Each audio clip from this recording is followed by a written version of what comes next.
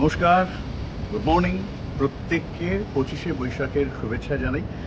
সকালে নিশ্চয়ই প্রচুর প্রভাত ফেরি হয়েছে, কিন্তু প্রত্যেকেই আমরা আজকে অন্যরকমভাবে উদযাপন করি, একটু সেলিব্রেট করি রবীন্দ্রনাথকে। সারা বছরই তো তিনি থাকেন আমাদের সঙ্গে, আজকে একটু অন্যরকমভাবে মনে করা, একটু স্পেশালি বিশেষভাবে বেশি করে মনে করা। কিন্তু আজকে বিষয়টা হলো, দেখুন, আজকে 25শে বৈশাখের সঙ্গে এইবার থেকে জড়িয়ে গেল কিন্তু রাজনীতি। কারণ আজকে 25শে বৈশাখ, কিছুক্ষণ পর শুভেন্দু অধিকারী এবং অন্যান্য মন্ত্রিসভার সদস্যরা তারা শপথ গ্রহণ করবেন। নতুন করে বিজেপি সরকার গঠিত হবে। প্রধানমন্ত্রী নরেন্দ্র মোদী ইতিমধ্যেই কলকাতায় এসে পৌঁছে গিয়েছেন।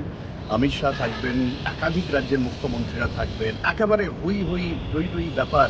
এবং ব্রিগেডে এই মুহূর্তে রবীন্দ্রসঙ্গীত বাজছে।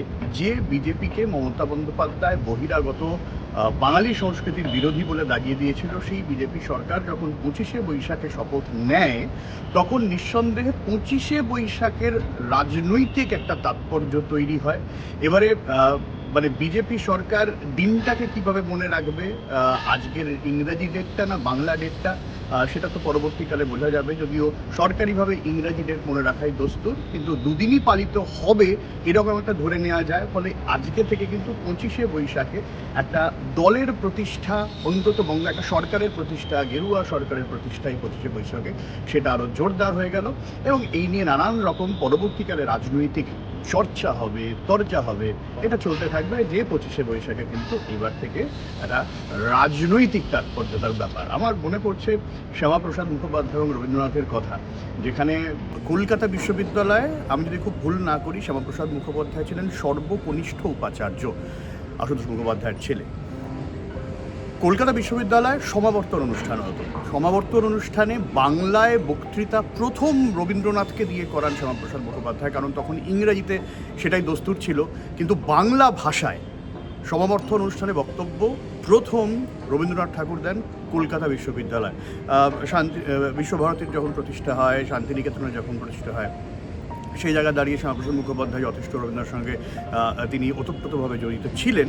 এবং খুব স্বাভাবিকভাবে দুজনের মধ্যে একটা পারস্পরিক শ্রদ্ধাবোধ ছিল। এবং শ্যামাপ্রসাদ মুখোপাধ্যায়ের এই যে একটা ঐতিহাসিক বিতর্ক গত বেশ কয়েকটা সরকারের আমল থেকে চলে আসছে, বিজেপি সরকারের আমলে গিয়ে সেই বিতর্কের অবসান হয় কি না, বা ইতিহাসের ন্যারেটিভ কোন জায়গায় যায়, সেদিকে অবশ্যই তো আমাদের নজর থাকবে। এবং সেই জায়গায় দাঁড়িয়ে আজকে যখন দেখবেন হোর্ডিং দেওয়া, মানে পেপারে যখন ছবি দেওয়া হচ্ছে, তখন একই সঙ্গে রবীন্দ্রনাথ ঠাকুর, শ্যামাপ্রসাদ, বঙ্কিমচন্দ্র চট্টোপাধ্যায়, এই তিন মনীষীকে সামনে রাখা হয়েছে। যেহেতু একই সঙ্গে মানে বন্দে মাতরমকেও গুরুত্ব দেওয়া হচ্ছে, ঠিক সেই জায়গায় দাঁড়িয়ে একটা অন্য রকম তাৎপর্য বাঙালির সংস্কৃতির ক্ষেত্রে, বাঙালির সামাজিক আবহের ক্ষেত্রে এবং বাঙালির রাজনীতির ক্ষেত্রে আজকে 25শে বৈশাখের পর কিন্তু পাল্টে যেতে চলেছে।